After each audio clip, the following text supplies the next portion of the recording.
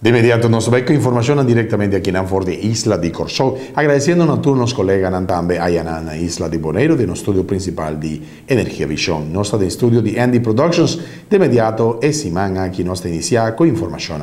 Información di Corso, nostro commissario cammina lamentablemente estaba hecho, que cammina Turende estaba disfrutar de gran pelea Pacquiao y Floyd Mayweather. Pero es aquí a finalizar na corso de una situación muy lamentable. La que nos contaba. Estaba como lo siguiente, camina con nuestra redacción a toda información de lo cual estaba de caso que sucede. Camina la comisaria na un segmento de boxeo, para lo cual después la vida tiramento de moquete y también después acaba en tiramento de bala.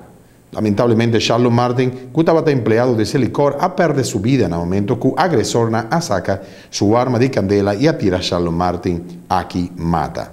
La llegada de unidad de policía aventó por un hombre dormir en plaza completamente de sangre y no estaba dando una señal más de vida. Doctor ha constatado muerto de Charles Martin, nací en Corso, día 6 de mayo de 1967. Dinos de Andy Productions y también Energia Vision desea Hope y forza na sua família.